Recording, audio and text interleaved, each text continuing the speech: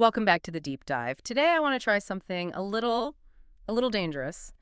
I want to ask you to take everything you learned in Statistics 101, everything you know about bell curves, averages, predictions, and standard economic models, and mentally just throw it into a fireplace.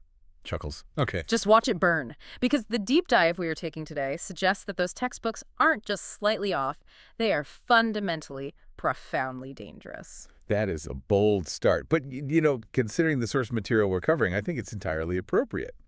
If you don't burn the textbook might just burn you. Or at the very least, bankrupt you. Right. At the very least. We are dissecting a concept that threatens to overturn, about 250 years of economic wisdom. The source is Chapter 19, titled The Logic of Risk-Taking, from a much larger, very dense, very aggressive philosophical work.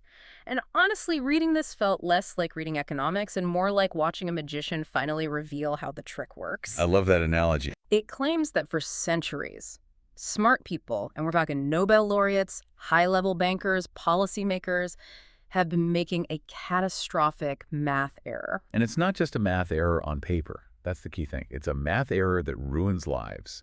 It explains why all these sophisticated risk models just blow up. Right. Why safe investments go to zero, and why your grandmother, with her simple advice, might actually be a better economist than a guy with a PhD from MIT. So let's set the stage. I want to invite you, the listener, into a specific headspace. Imagine a cozy, slightly cluttered study. There are stacks of old books on probability theory on the desk, maybe a few antique gambling artifacts, a pair of ivory dice, a faded deck of cards, and in the center, this one text. The mission for today is simple but profound. We need to explain why probability, as you learned it in school, is fundamentally different from probability in real life. And understanding that difference, well, it might be the only thing standing between you and total ruin. Before we get into the heavy math, I want to start with a central tension. Why do smart people consistently make these insane mistakes when calculating risk? Why do we see hedge funds run by literal geniuses just explode overnight? It is the million-dollar question, or I guess often the billion-dollar loss question. And the answer, according to our source, lies in a blind spot so large that entire fields of science have, just fallen right into it. To expose this blind spot, the text uses a thought experiment, and I love this because it's so visual, so clear. It's called the casino experiment. This is the core concept. If you get this, everything else will fall into place. Yes, absolutely. If you grasp this, you grasp the entire argument. It's all about distinguishing between two types of probability that look the same on the surface, but act completely differently in the real world. Okay, let's build this out. I want you, the listener, to imagine a lavish casino. It's smoky, it's loud, slot machines are ringing. The carpet is that terrible pattern designed to keep you awake. We're going to run two very specific experiments here. Two scenarios. Experiment number 1. We bus in 100 people. 100 distinct, separate individuals. Let's call them the ensemble. The ensemble, right. They all walk in at the same time. They all have the exact same amount of money in their pockets, let's say $1,000 each. They all have the same gambling strategy. And they all sit down to play blackjack for exactly 4 hours. And let's not forget the complimentary gin and tonics. Oh, of course. A crucial detail for the atmosphere, certainly. So the night unfolds. Some of these 100 people, they lose their shirts. Some of them win big. A few break even. But here is the question. If we look at this from the casino's perspective, or, a statistician's perspective, at the end of the night, what do we see? We see a very, very predictable distribution. We can calculate the edge. We can figure out the returns just by counting the money left in the wallets, the people who leave. Now, if gambler number 28 goes bust, loses his entire $1,000, it's tragic for him. He goes home crying. He goes home crying, exactly. But does that affect gambler number 29? No. Not at all. Gambler 29 is at a different table or even right next to him, but his money is separate. Gambler 29 might be on a winning streak. Exactly. The ruin of one does not affect the ruin of others. The system as a whole continues. The casino looks at the night and says, we made our 1% profit margin, just like we predicted. It's stable. It's predictable. Okay, that makes sense. That's how we're taught to think about risk. Look at the data from the group, find the average, trust the bell curve. In this scenario, let's say 1% of the gamblers go bust. So we'd say the risk of ruin is 1%. Correct. That is what we call ensemble probability. It's about a collection of people at a single slice of time. But now, here's where it gets really interesting. And this is where the trap lies. We move to scenario B. The twist. We send those 100 people home. we clear the casino, and we replace them with just one person. The text gives him this fantastic name, Theodorus Ibn Warqa. Let's just call him Theo. It's a bit easier. Okay, Theo. Now, instead of 100 people playing once, Theo is going to go to the casino 100 days in a row. He starts with a set amount of money. He's drinking his gin and tonic, but this is a time-based experiment. He plays on day 1, then he comes back day 2, then day 3, and so on. And this is where the logic shifts completely. This is time probability. But wait, why does the logic shift? I mean, if the odds of the game are the same and the house edge is the same, shouldn't the result be the same? If 1% of the group went bust in the first experiment, shouldn't Theo just have a 1% chance of going bust? That is the intuition, but it's dead wrong. Yeah. It's the central mistake. Let's play it out. Let's say Theo has a bad run. On day 28, he loses everything. He hits 0. Okay, so he's busted on day 28. He's out of money. The critical question, the most important question is, will there be a day 29 for Theo? No, of course not. He's broke. The bouncer throws him out. He can't bet with money he doesn't have. Exactly. There is no day 29. There is no day 30. Unlike the first scenario where Gambler 28 going bust didn't stop Gambler 29 from playing, in this scenario, if Theo goes bust, the entire experiment stops. Ah, I see. The sequence itself is broken. It ends. The sequence ends, and this is the aha moment. In scenario A, the system survives even if individuals fail. In scenario B, if the individual fails, the system dies. If Theo plays long enough with a finite bankroll, and there's any probability of ruin on a given day, eventually he will go bust. So just to be crystal clear, in scenario A, the risk of ruin for any given person in the group was 1%. But in scenario B, the risk of ruin for Theo playing over time approaches 100%. Yes, 1% versus 100%. Those are two very, very different numbers. That's terrifying. Because when I talk to a financial advisor, they always show me charts of market averages. They're showing me scenario A. They say, look, over the last 100 years, the market returns 8% on average. It's safe. But you are not the market. You are Theo. You don't have the luxury of being the average of everyone. You have to survive your own specific, unique path through time. This brings us to what the text calls the great conflation. Yes, this is the heart of the error. It argues that economics and social science have confused ensemble probability, the group with time probability, the individual for centuries.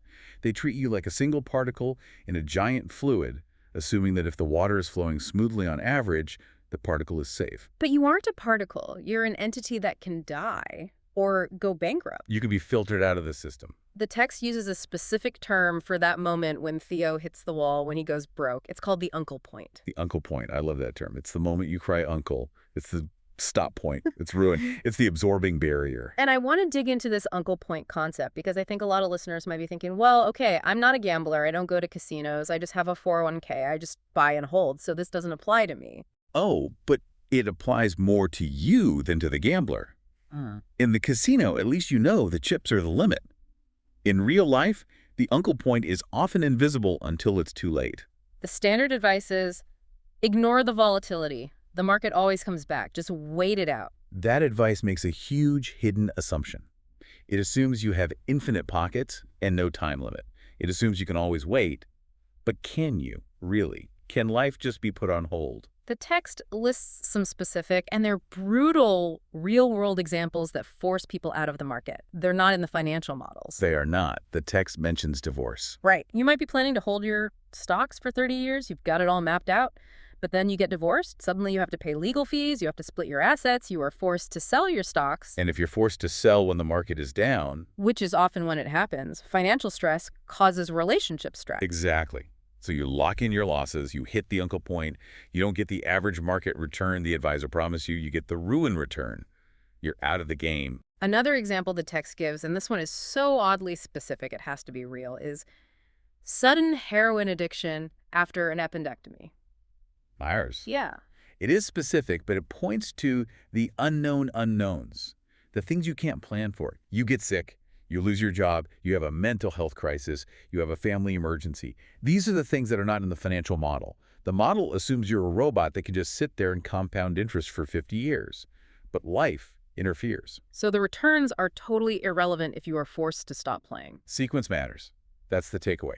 In ensemble probability, the order doesn't matter at all. In time probability, a big loss at the beginning changes your entire future trajectory. If you lose 50% of your money, you don't need a 50% gain to get back. You need a 100% gain just to get back to even. That's the asymmetry of time. It's a killer. Now, the text is pretty aggressive in saying that almost everyone gets this wrong. Economists, decision theorists, psychologists, they all look at the group average and tell the individual to behave accordingly. But it does highlight a few exceptions, a specific group of people who did understand this distinct logic. It calls them the geniuses. Yes, and it's a very eclectic list, which I think is telling. So we've got Claude Shannon. The father of information theory. A pure, abstract thinker. We've got Ed Thorpe. The guy who invented card counting. He beat the blackjack tables, and then he went on to beat the stock market using similar principles. A pure practitioner. J.L. Kelly. Of the famous Kelly criterion, which is a mathematical formula for how much you should bet to maximize growth over time without ever going bust. It's a formula for survival. And then it mentions physicists like Ole Peters and Murray Gell-Mann. Why them? I mean, why did the guy who discovered quarks, Gell-Mann, and the guy who counted cards, Thorpe, get this right, while the Nobel Prize-winning economists got it so wrong? Well, the text argues it comes down to two things. Either you have absolute clarity of mind, you're a true genius like Shannon, or you have skin in the game. Practitioners. Ed Thorpe wasn't writing academic papers for tenure at a university. He was betting his own money in a real casino. Yeah. When you have skin in the game, the uncle point isn't a variable in an equation. It's the visceral moment you go broke. You feel the difference between Ensemble and time in your gut. There's a quote I love from the text here. Looking for clarity in these fields is like looking for aesthetic harmony in the cubicle of a self-employed computer hacker. It suggests that the economists are just lost in the mud of bad theory because they don't face the direct consequences of being wrong. They live in the Ensemble world. They publish papers. If one paper is wrong, well, they just write another paper. They don't go bust themselves. Okay, this brings us to a technical term that sounds incredibly intimidating, but I think we can crack it. It's central to this whole argument. The word is ergodicity. It is a daunting word. It sounds like something you'd hear in a high-level physics lecture, and that's where it comes from. The text says we need to explain ergodicity to understand rationality. So I'm putting you on the spot. Break this down for us. What does it actually mean in plain English? Let's go right back to our casino. Remember scenario A, the group of 100 people, and scenario B, Theo playing over 100 days. Yes, of course. In scenario A, the outcome for the group was a stable 1% loss rate. Very predictable. In scenario B, the outcome for Theo was 100% ruin. Eventually. They didn't match. Exactly. They did not match. When the statistical properties of the group, the ensemble average, are different from the statistical properties of the individual over time, the time average, the system is called non-ergodic. So ergodic means the two averages match. Non-ergodic means they don't. Correct. That's the simplest way to think about it. If a system is ergodic, you can safely use the group average to predict your own future. If a system is non-ergodic, using the group average is a recipe for disaster. It will get you killed. And the text's big claim is that almost all of economic life and life in general is non-ergodic. Yes, because there is an absorbing barrier. That's the key technical feature. Ruin, death, bankruptcy. Once you hit that barrier, you stick to it. You are absorbed. You can't unbusk yourself. You can't undie. The game is over for you. To really drive this home, the text uses the most extreme, the most visceral example possible to illustrate this: Russian roulette. It's the perfect illustration. It cuts through all the noise and the complex math. It's just pure logic. So let's walk through the math here, because it really exposes just how silly standard economic thinking can be when faced with ruin. Suppose someone offers you $1 million to play Russian roulette once. The revolver has 6 chambers, 5 are empty, 1 has a bullet. Okay, so let's put on our standard economist hat. They would use something called cost-benefit analysis to calculate the expected return. And how do they do that? Well, they take the probability of winning, which is 5 out of 6, so about 83.3%, and they multiply it by the payout, which is $1 million. Then they subtract the probability of losing. Which is 1 in 6, about 16.7%. Times the cost of losing. But what is the cost of losing? Yeah. In the model, it's just a number. So mathematically, the expected return of playing once is roughly $833,333. Yeah. A rational economist would look at that number and say, that is a massively positive expected return. You should take the bet. But if I play it and I lose? You might die. There is no monetary value for that. And here's where the time element, the repetition, comes in again. Suppose I get lucky. I play, I win, and I say, wow, that economist was right. That was the easiest million I ever made. Let's do it again and again and again. If you keep playing what our source calls the repetition of exposure, eventually the bullet finds the chamber. It's a statistical certainty. And what's the expected return of playing over and over again? It's not money. It's a funeral. The probability of ruin over time moves to 100%. This is such a key takeaway for me. If there is a possibility of ruin, standard cost-benefit analysis is not just wrong, it is impossible. You cannot compute the value of the afterlife. You can't divide by zero. And you can't enjoy your winnings if you're dead. This is why the ensemble view is so dangerous. The economist looks at a hypothetical group of 6 people playing. 5 walk-away millionaires. 1 is dead. The economist says, look, it's a great game. 83% of people got rich. But he ignores the person in the graveyard? He ignores the graveyard. The graveyard is full of people who took positive expectation bets. Now, this leads us into a trap that I think we all fall into in our daily lives, the trap of one-off risks. The text really goes after experimental psychology here. Oh, it does. It's quite critical of the way psychologists test for things like risk aversion in a lab setting. We've all read about these studies, right? They bring a college student into a lab, they give them a choice. Here is $100 for sure, or you can take this gamble. A 50% chance to win $200 and a 50% chance to win nothing. Right, a classic setup. And if the student takes the sure $100, the psychologists write a paper saying, aha, humans are irrationally risk-averse. The expected value of the bet was also $100. They should have been indifferent, or something like that. But the flaw, once you see it through this lens of time and repetition, is just so obvious. The researchers assume the subject is in a vacuum. They assume this is the only risk that subject will ever take in their entire life. But real life isn't a single lab experiment. The text calls it a repetition of exposures. We are constantly, every minute of every day, taking risks. Driving to work is a risk. Eating sketchy sushi is a risk. Investing in the stock market is a risk. Just crossing the street is a risk. So if I take that risky bet in the lab, and then I take a risky bet on the drive home by speeding, and then another risky bet with my lunch. It all accumulates. The risks add up. The smoking analogy in the text really clarified this for me. Yes, it's perfect. Think about smoking. If you smoke one single cigarette, what's the risk?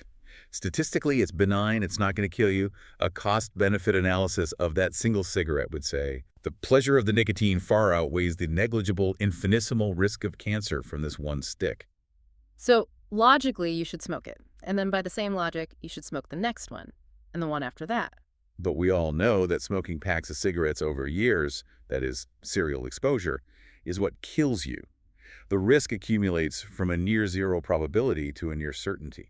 The text has this great list of activities: climbing mountains, riding motorcycles, hanging out with the mob, Flying small planes, drinking absinthe. and my personal favorite, doing parkour on Thursday nights. I just love that specific detail. It sounds like something the author actually tried or knows someone who did. And the math behind it is just ruthless. Even if a risk is tiny, say, a 1 in 10,000 chance of a fatal accident, if you do that activity enough times, the probability of ruin approaches 1. It approaches 100%. So when those psychologists say we're being paranoid or irrationally loss-averse for turning down a simple bet in a lab, we aren't being stupid. We're intuitively doing the math that they are missing. We are naturally, subconsciously accounting for all our other risks simultaneously.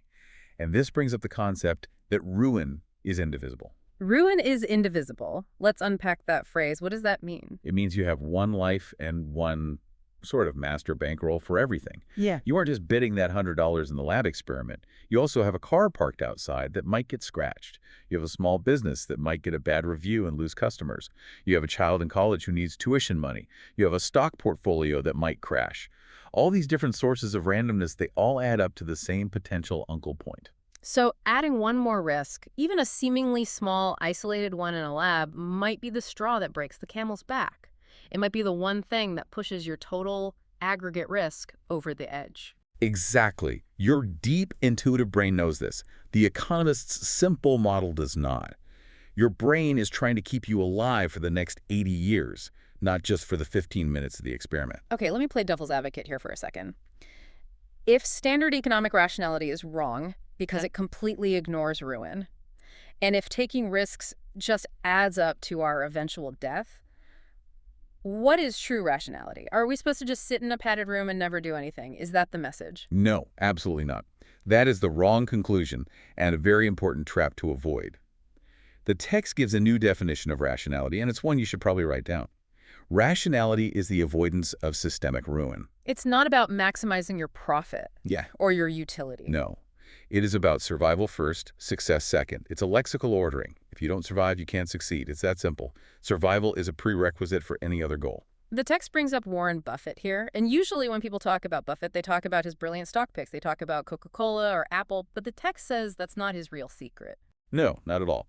Buffett didn't win by doing super complicated cost-benefit analyses on every possible stock. He won by having a massive, massive filter. He just says no to almost everything. There's that great quote, "The difference between successful people and really successful people is that really successful people say no to almost everything." He avoids the uncle point at all costs. He avoids the risks that could wipe him out. He famously says rule number 1 is never lose money, and rule number 2 is don't forget rule number 1.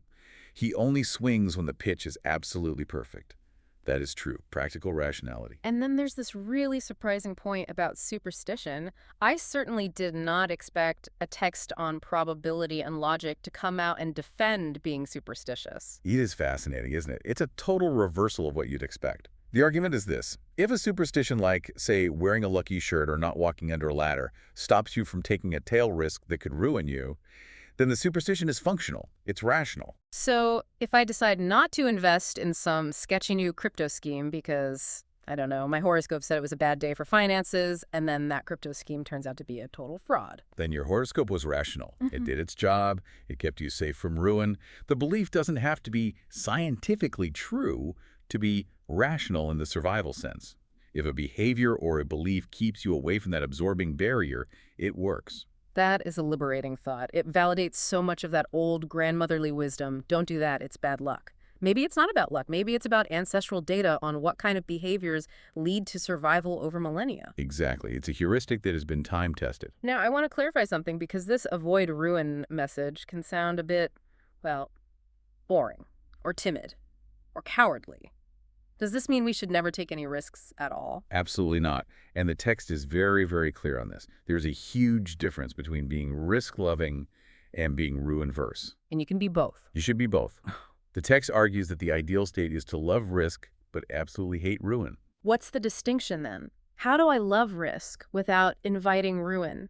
It's the difference between what we can call good risk and bad risk. Good risk is what the author calls convex tinkering. Okay, give me an example of that. What's a good risk? Jumping from a park bench. The park bench. Okay. It's volatile. You might twist an ankle, that hurts. You might look silly. But it's actually good for your bone density. It stresses your biological system in a way that makes it stronger over time. But more importantly, you can recover from the downside. It's not permanent. And bad risk. Jumping from the 22nd floor of a building. Right. There's no recovery from that one. That is ruin.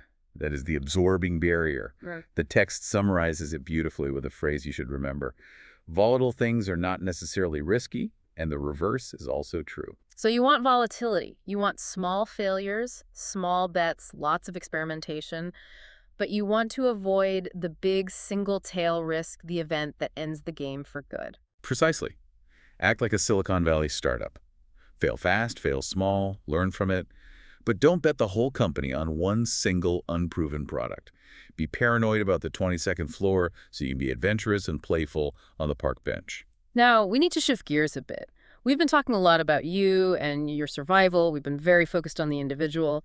But the text poses a philosophical question that takes this whole framework to a new level. Who exactly is you? Yeah, this section changes the visual backdrop completely. We move from the casino and the math to a kind of hierarchy, a pyramid of existence. The text really challenges the modern Western idea that we are just single, isolated, atomized units. The author mentions asking people in his seminars a simple question. What is the worst thing that can happen to you? And as you'd expect, most people answer, my death. Which seems logical, right? I am me. If I die, that's the end of my personal universe. It's the ultimate ruin for me. But the author pushes back on this. He asks a follow-up question.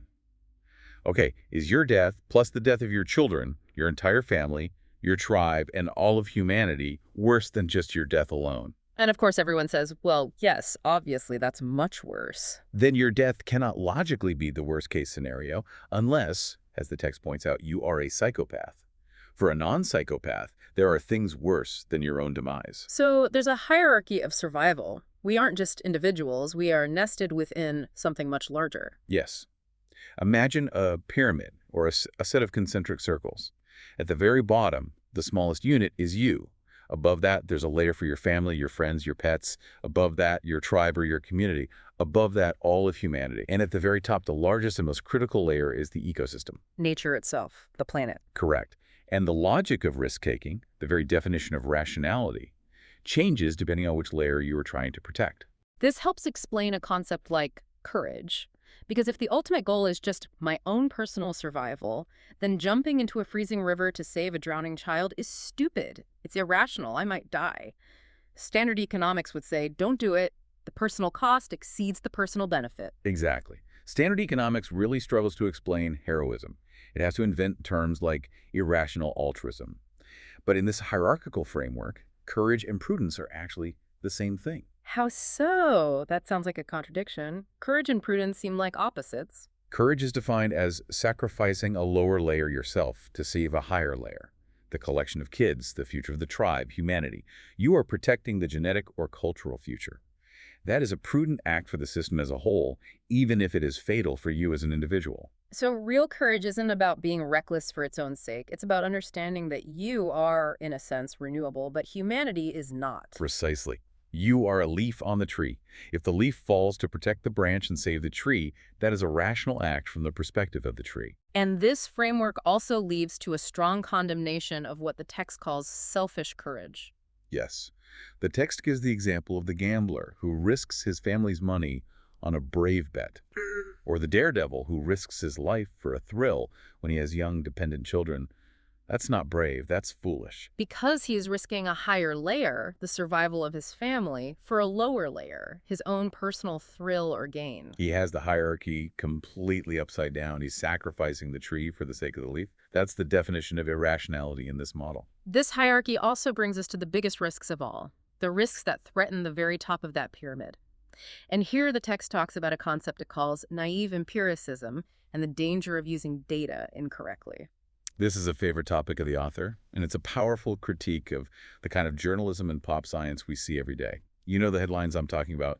More people drown in bathtubs than die from Ebola, or your furniture is more likely to kill you than a terrorist. I see those all the time. They're always used to tell us to calm down. Why are you so worried about terrorism?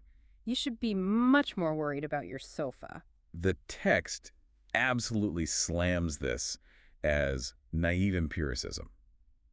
It's using historical data without understanding the fundamental type of randomness you're dealing with. It's like comparing apples to nuclear warheads just because they both have a roundish shape. To understand why, we have to define these two different worlds of randomness the author talks about, mediocristan and extremistan. Right. Mediocristan is the world of the bathtub. The randomness is thin-tailed. Meaning what, exactly? Meaning the risks are not multiplicative, they're not contagious. Your bathtub is not actively trying to kill you. And more importantly, if your neighbor tragically drowns in their bathtub, it does not increase the probability that you will drown in yours. The events are independent. And the total number of people drowning in bathtubs in a year isn't going to suddenly double or triple overnight. It's a stable, predictable number. Exactly. It is subject to what mathematicians call the Chernoff bound. It's stable. You can use past data to predict the future quite reliably. Now, what about extremistan?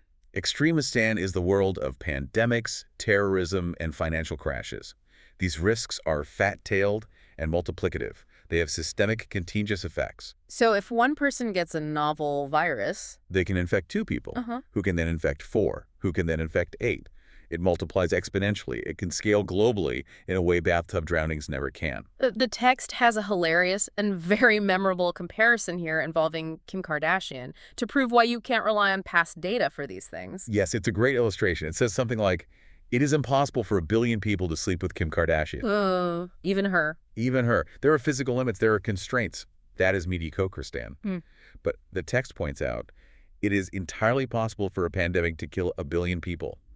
That is extremistan. There is no natural cap. So saying Ebola has killed fewer people in history than bathtubs is a profoundly stupid comparison because bathtubs do not have the potential to wipe out the entire human species. A virus like Ebola or something worse absolutely does. Exactly. You cannot look at the past data of a virus or a terrorist group and say, well, the worst event so far only killed X number of people, so we don't need to worry about more than that. In extremistan, the biggest event is almost always the one that hasn't happened yet. This is why we need to be paranoid in a rational way about that top system layer of the pyramid. Yes, ecocide, the destruction of the environment, global pandemics, nuclear war. These are things that threaten the top of the pyramid. And if the top layer goes, everything below it, humanity, your tribe, your family, it all goes with it. So rationality requires us to be hyper-conservative about systemic fat-tailed risks. The text refers to this as the precautionary principle. We must be paranoid about things that can cause irreversible systemic ruin. It's not fear-mongering, it's just math, it's logic. We can afford to be wrong about the risk from our bathtub. We absolutely cannot afford to be wrong about the risk to the ecosystem. Wow. Okay. We have covered a massive amount of ground here, from the casino floor to the very hierarchy of nature itself. Let's try to synthesize this for a moment. What are the key takeaways for you, our listener, today? How do we actually rewire our brains to think this way? I think we can boil it down to 4 core rules of logic that really defy what the textbooks teach you. Rule number 1, ensemble does not equal time. Always remember that. What works for the group might kill the individual. So when you hear advice, ask yourself, does this strategy survive repetition over time? Rule number 2, survival first. Cost-benefit analyses are completely void if ruin is a possible outcome. You cannot calculate the expected return of death. Don't cross the uncle point, ever. Rule number 3, accumulation. Every risk you take adds up. The cigarette, the motorcycle ride, the leveraged investment portfolio, they're all drawing from the same finite bank of luck. So you have to be paranoid about the tail risks so you can be adventurous and creative elsewhere. And rule number 4, the central asymmetry. This is a big one. In any strategy that entails a possibility of ruin, the benefits never, ever offset the risks. Never. The upside is always finite. You can only make so much money.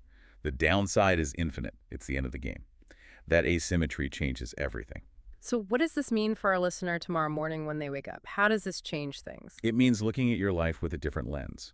It means asking, where am I exposed to a hidden uncle point? Do I have investments that could, under some circumstance, go to zero? Do I have daily habits that, if I repeat them for 10 years, guarantee a health crisis? It means embracing the power of no. Saying no, like Warren Buffett. It means ignoring the glossy charts about average returns if you know you don't have the emotional or financial pockets to survive the inevitable dips. And it means understanding that being a little bit boring about your safety allows you to be wild and exciting with your creativity. You want to be a daredevil on the park bench, not on the ledge of the skyscraper. I want to leave everyone with a final provocation, a thought to carry with you as you go about your week. We so often live our lives assuming we are the ensemble. We act like we have 100 lives to play with. We think, oh, I'll take this little risk, and if it fails, I'll just try again. But you are Theodorus. You are the one person walking that single path through time. You only get to play day 29 if you survive day 28. So where are you accepting small risks, a little financial leverage, a bad health habit, driving while texting, that seem totally fine in isolation but are mathematically guaranteed to take you out of the game if you just keep repeating them? That is the question. Rationality isn't a spreadsheet. Rationality is survival. Thanks for taking the deep dive. Safe travels.